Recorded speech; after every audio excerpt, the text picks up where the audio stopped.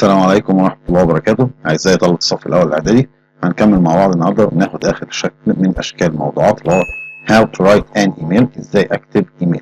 الإيميل بتاعنا النهاردة عن Your summer holiday أو Your summer vacation، أجازتك الصيفية. طبعا أنا عندي شوية خطوات معينة بنعملها علشان ياخد الشكل بتاعي، الموضوع بتاعي ياخد شكل الإيميل.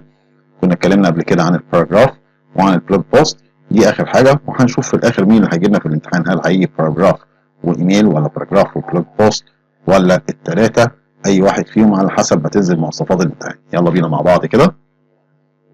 هنا بيقول لي write an email of 80 to 90 words on. عايز اكتب ايميل مكون من 80 ل 90 كلمة عن your summer holiday او your summer vacation، اجازتك الصيفية. واخد بالي ان احنا لما نستخدم صفة الملكية البوسيسيف adjective your بحولها الى ماي، يعني هو بيقول لي اجازتك لما تيجي انت تتكلم تقول لي ماي سمر هوليداي. تعالى كده نشوف هنعمل ايه مع بعض. اول حاجه بنكتبها في الايميل اول سطر اسمه from يعني من، وراها اسم الراسل، يبقى from بعد منها بكتب اسم الراسل او مرسل الايميل، الشخص اللي بعت الايميل. فهنا الايميل بتاعي مثلا من منى، يبقى from منى.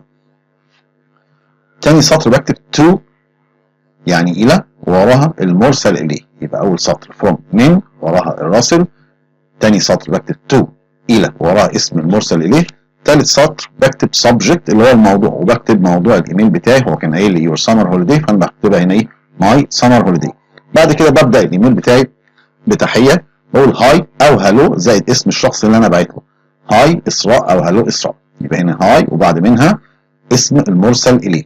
بعد كده ببدا في الموضوع بتاعي، بس قبل ما ابدا هلاقي ان انا في جمله او جملتين انا حافظهم بكتبهم في اي ايميل. How are you and your family، اخبارك واخبار عيلتك. I want to tell you about، عاوز احكي لك عن.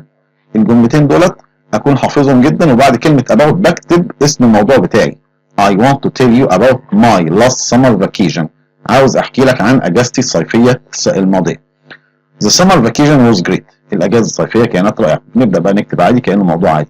I worked hard، عملت باجتهاد to improve my writing skills، لكي أطور أو أحسن مهاراتي الكتابية in the summer vacation، في الأجازة الصيفية.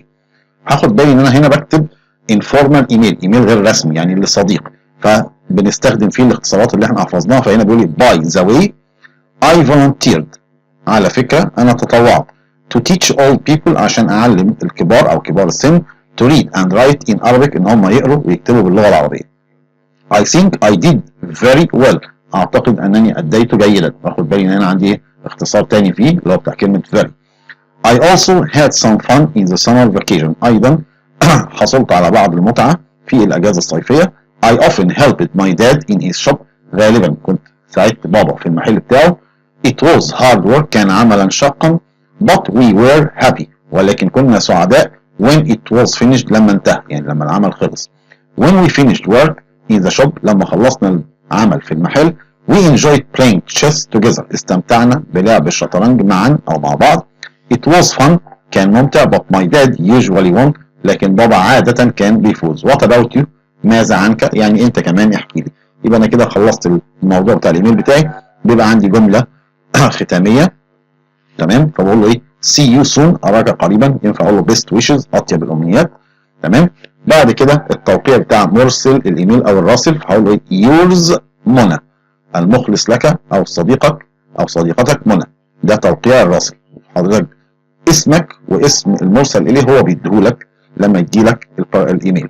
تاني كده نراجع مع بعض. يبقى انا عندي اول سطر from زائد اسم الراسل، to زائد اسم المرسل اليه، subject زائد موضوع الايميل، هاي او هالو زائد اسم المرسل اليه.